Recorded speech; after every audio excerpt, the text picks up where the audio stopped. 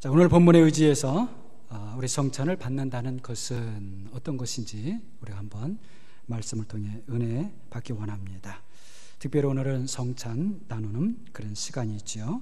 우리가 그 시간을 생각하면서 오늘 말씀을 듣기 원합니다. 먼저 이 자리에 계신 모든 분들에게 좀 양해를 먼저 구하고 싶습니다. 무슨 말씀인가 하면 오늘은 세례를 받은 분들과 또 아직 세례를 받지 못한 분들을 좀 구별하게 될 것입니다. 성찬 때문에 그렇습니다. 세례를 받은 분들은 성찬을 받게 될 것이고 또 아직 세례를 받지 못한 분들은 그렇지 못할 것입니다. 그 구별에 대해서 여러분 절대 오해가 없으시기를 바라고요.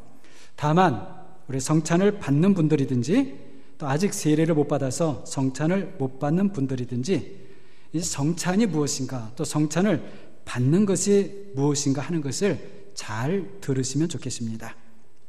그래서 오늘 떡과 잔을 성찬을 받는 분들은 오늘 들은 것을 믿음으로 잘 반영해서 받으실 때 받으시고 또 앞으로 세례를 받으실 분들은 성찬이 이런 것이구나 하는 것을 오늘 보고 들으면서 또 잘 배우는 시간이 되기를 바랍니다.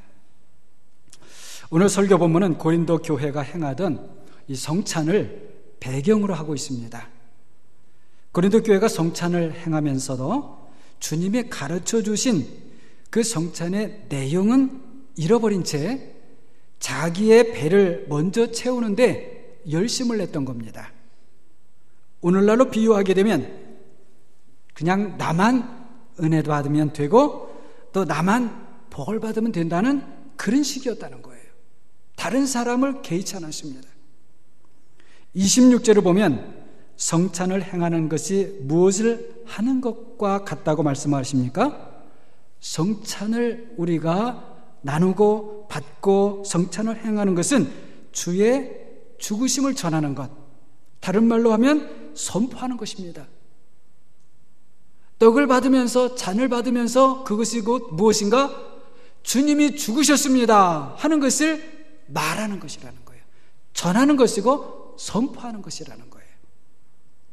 그렇다면 주의 죽으심이라는 건 무엇일까요? 우리 같은 죄인들을 위해서, 그 죄에서 우리를 구원하시기 위해서 십자가에서 죽으신 것을 말하는 것입니다. 죄인들을 살리시기 위해서 자신의 몸을 하나님의 저주와 심판에 내놓으신 것이에요. 그렇다면 주님께서 이것은 내 살이다, 이것은 내 피다 하신 그 성찬을 받는 사람들이 그것을 알면서도 나만 배부르면 되지, 나만 은혜 받고 복 받으면 되지, 그렇게 하면 안 되는 것이죠. 그런데 고린도 교회 성도들 중에 일부는 그렇게 하고 있었던 것이에요. 그 잘못된 것을 지적해주고 주님의 성찬을 바르게 행할 것을 권면하는 내용이 이 17절에서 이 34절, 그러니까 까지의 내용이 되는 겁니다. 그 중에서 오늘 우리는 이 모든 교회에서 성찬을 행하는 그런 출발점이 된 예수님과 제자들의 그 유월절 식사에 대한 말씀을 보았던 겁니다. 자, 23절을 보게 되면은요, 내가 너에게 전한 것은 누구에게 받은 것이라고요? 주께로부터 받은 것이니, 이렇게 말씀합니다. 자, 여러분, 주께 받았다는 것이 무엇일까요?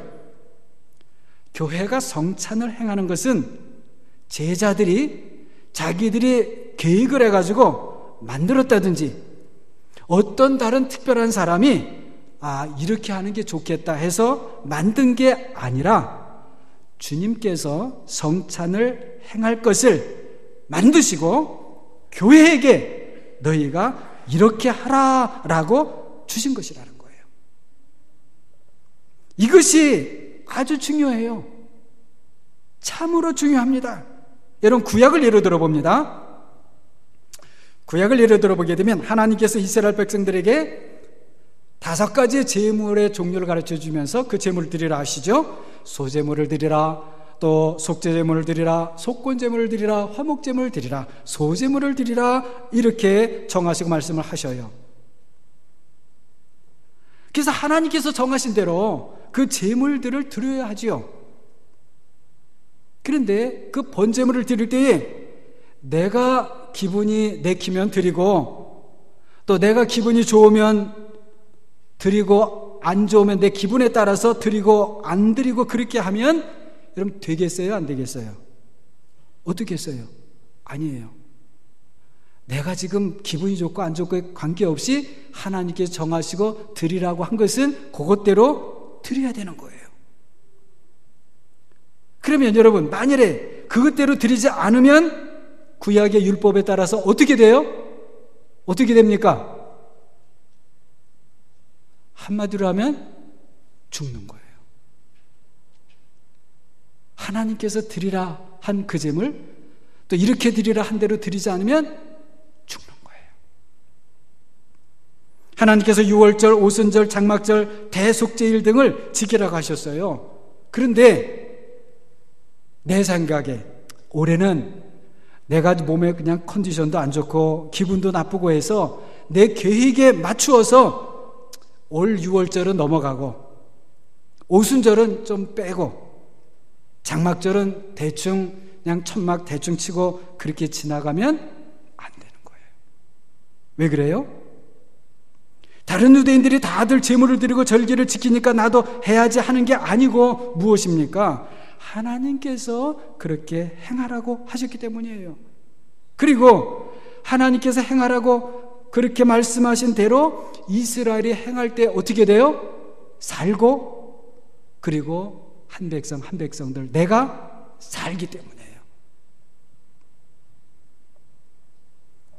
23절에서 주께 받았다고 하는 것은 적어도 그런 것이라는 거예요. 아주 엄중한 겁니다. 그러면 주님께서 교회에게 이 성찬을 행하라고 하신 이유가 무엇일까요? 자, 한번 여러분이 최대한 주님의 입장에서 한번 생각을 해보시기 바랍니다. 여러분과 제가 지금 주님의 입장이 돼보는 거예요. 자, 교회에게 이 성찬을 행하라고 그렇게 하셨잖아요. 이렇게 가르쳐주면서 너희가 이대로 행해라 하셨을 때에 주님이 어떤 마음으로 그것을 하라고 하셨겠냐는 거예요. 왜겠어요? 그것이 그만큼 교회에게 중요하기 때문이에요. 주님께서 교회가 교회답게 되고 성도들이 성도답게 되는 이 일을 통해서 하시기 위해서 그걸 하라고 하시는 거예요. 우리는 어떻게 해요? 아니 주님 어떻게 그걸 하시려고요? 우리는 몰라요. 그러나 주님께서 그렇게 하라고 하셨고 그것을 통해서 내가 일하겠다, 너희는 그것을 믿어라, 그 말씀을 하고 계신다는 것이에요. 여러분, 교회를 누가 세웁니까? 목사가 세우나요? 누가 세워요? 그냥 우리들이 모여서 교회 세우자 그러면서 교회가 세워지는 건가요? 아니에요. 마태복음 16장 18절을 보게 되면은 예수님께서 내가 이 반석 위에 내 교회를 세우리니 음부의 권세가 어떻게 해요? 이기지 못하리라. 예수님께서 내 교회를 세우겠다고 하시고 그 교회에게 성찬을 행하라 그렇게 말씀하셨다는 거예요. 우리가 예수님께서 정해주신 대로 성찬을 행하는 것을 통해서 예수님께서 무슨 일을 하신단 말입니까? 말씀드린 대로 교회를 교회답게, 성도를 성도답게 만들어 주시겠다는 것입니다. 여러분 이것을 믿습니까? 당장에 어떻게 해요? 우리는 몰라요. 이건 주님이 하실 일이에요. 교회가 성찬을 행하는 것이 주께 받은 것이라는 말씀을 우리가 좀 더 생각을 해봅니다. 이것은 고린도 교회 성도들이 성찬을 나누는 그것은 예수님께서 제자들과 함께 하셨던 그 성찬 나눔을 본받아서 똑같이 하고 있다는 것이 되는 거예요. 오늘 고린도서서 말씀을 볼 때에. 그래서 고린도 교회가 성찬을 행하는 것과 예수님께서 제자들에게 성찬을 나누어 주신 것과 내용상으로 어떻다는 거예요? 똑같다는 거예요. 왜냐? 이 성찬은, 고린도 교회가 행하는 성찬은 누구에게 받았기 때문에? 주님께 받았기 때문에. 그렇다면 여러분, 고린도 교회 성도들이 성찬을 나누어 30여 년 전 예수님이 제자들과 유월절 식사를 하셨던 그날 그 저녁 시간과 바로 연결이 돼요. 그러면 이것은 우리에게 무엇을 말하는가? 우리 역시 성찬을 오늘 받음으로 2000년 전 예수님께서 제자들과 유월절 식사를 하시던 그 날 저녁 시간과 우리가 곧바로 연결이 된다는 거예요. 그래서 사도 바울이 교회가 성찬을 행하는 것은 누구께 받은 것이라? 주께로부터 받은 것이라고 하면서 바로 이어서 그날 저녁에 무슨 일이 있었는지를 말씀하는 거예요. 자, 그럼 이 시간에 우리가 다시 한번 그 주님께서 제자들과 함께 있었던 그 저녁 시간으로 우리가 한번 시간 여행을 한번 떠나보도록 합니다. 자, 23절 하반절 이해하려 보게 되면 주 예수께서 잡히시던 밤에 떡을 가지사 떡을 취하셔서 축사하시고 이렇게 하시죠. 그래서 축사하셨다고 하는 것은 감사 기도를 하셨다는 거예요. 자, 떡을 그 다음에 떼어 이르시기를 이것은 너희를 위하는 뭐예요? 내 몸이니 이것을 행하여 나를 기념하라. 여러분, 제가 이전에 여러 번 말씀드렸듯이 한글 성경은 이 성찬의 기념적인 뜻을 강조하기 위해서 이것을 행하여 나를 기념하라 이렇게 번역했다고 했죠. 원래는 뭐예요? 나를 기념해서 또는 나를 기억해서 이것을 행해라 이런 말씀이에요. 이 25절에서는 유월절 그 식사 후에 잔을 가지시고 이 잔은 내 피로 세운 새 언약이니 이것을 행하여 마실 때마다 또 나를 기념하라 이렇게 하셔요.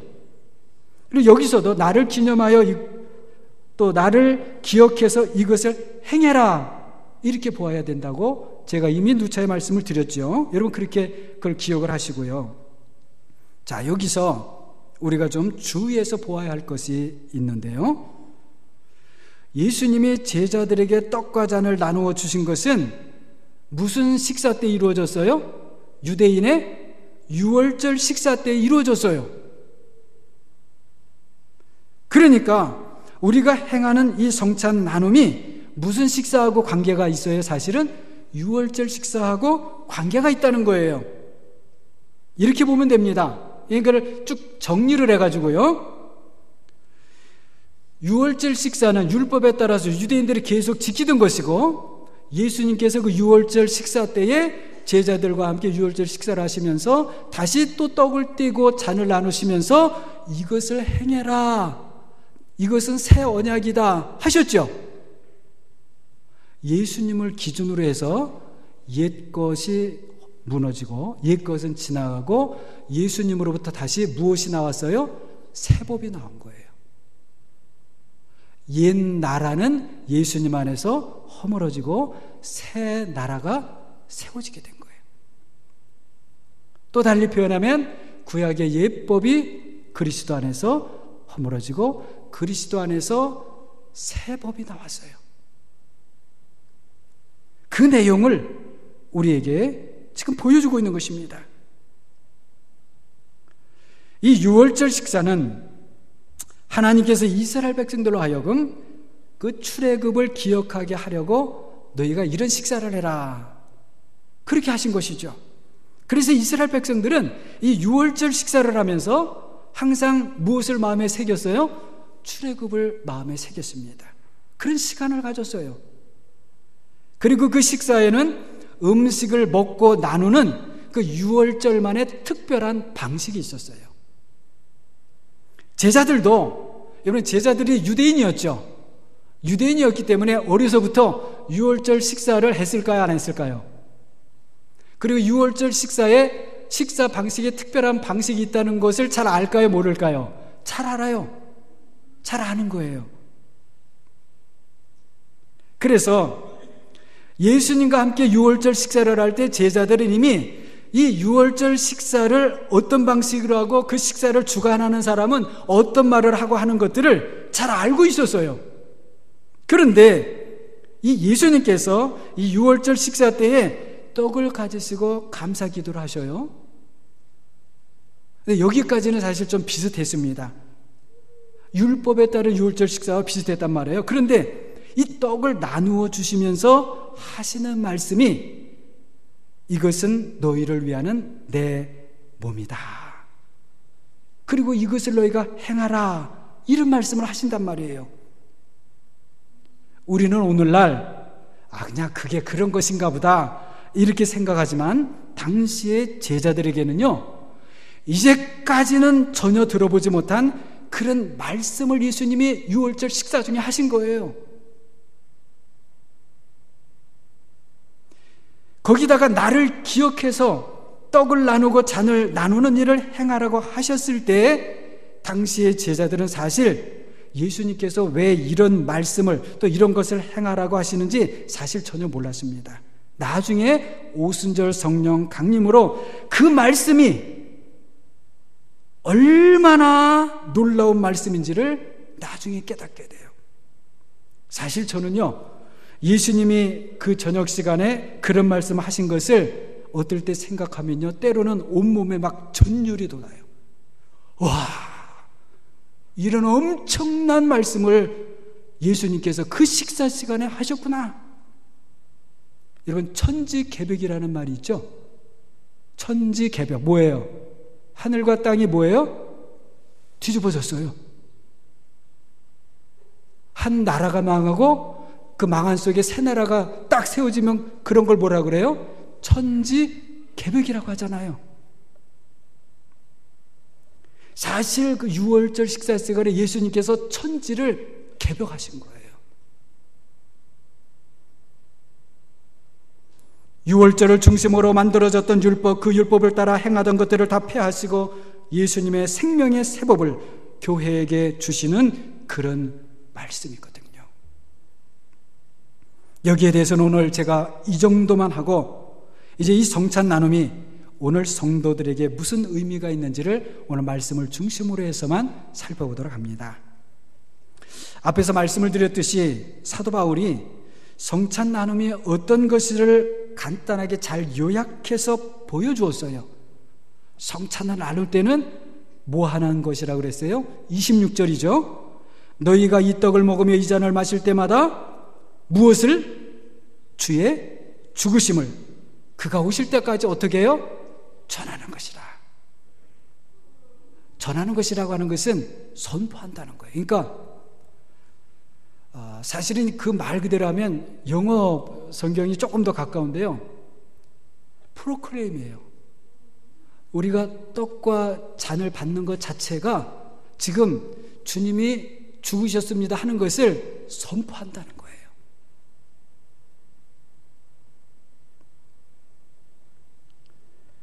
여러분, 그렇기 때문에 우리가 주님의 떡과 잔을 받는 것은 무엇을 하는 행위예요?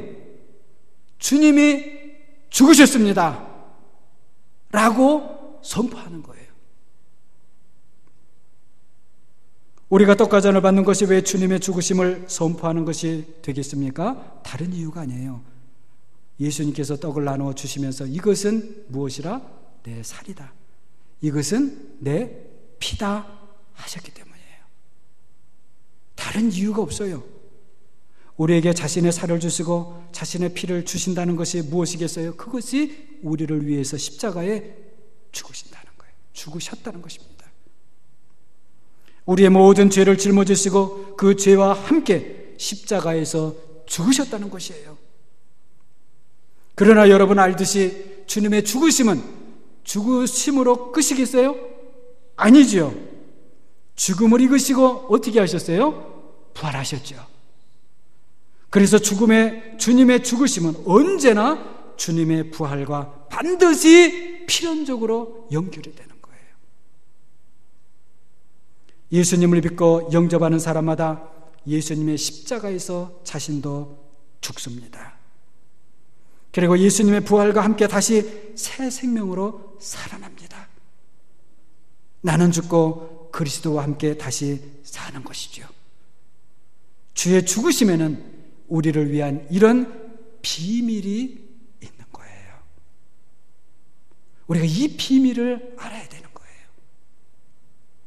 그래서 여러분이 떡과 잔을 받는 것은 우리 눈앞에 떡 한 조각 보잘것없지요? 조그만 잔 하나 보잘것없지요? 그러나 거기에는 하나님의 신비 그리스도의 비밀이 함께 담겨 있는 거예요. 그러므로 우리가 주님의 떡과 잔을 받는 것은 나는 주님과 함께 십자가에서 죽고 주님과 함께 다시 살아났습니다 하는 것을 선포하는 것입니다. 떡과 잔을 받으면서 믿음으로 이 사실을, 이 진리를 선포하는 사람들마다 하나님께서 은혜를 주실 줄로 믿습니다. 이 은혜는 무슨 은혜예요?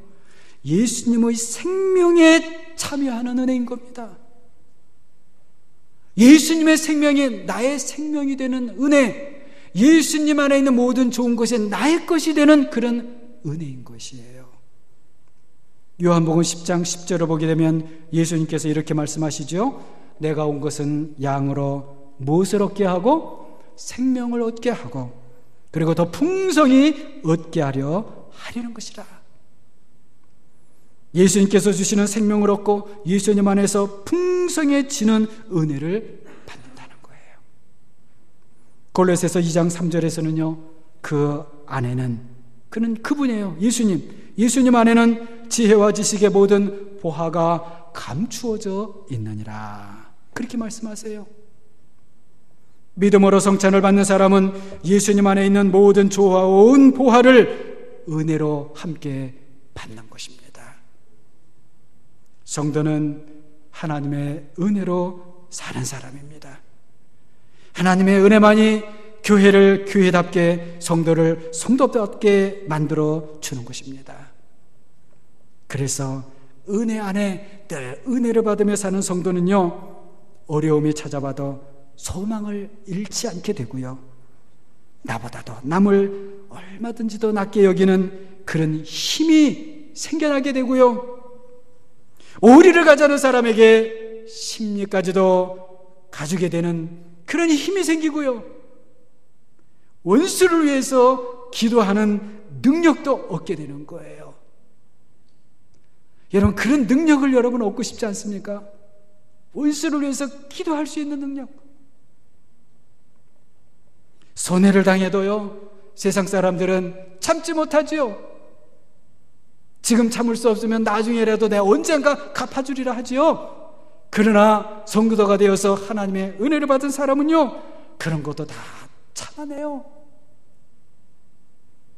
큰 재능을 세상에 나타내도요, 하나님과 사람들 앞에 겸손한 사람이 되고요, 많이 가졌어도 자기 것이라고 조금도 주장하지 않으면서 선한 청지기의 삶을 살게 되고요, 적게 가졌다고 불평하지 않고 감사하는 생활을 해요.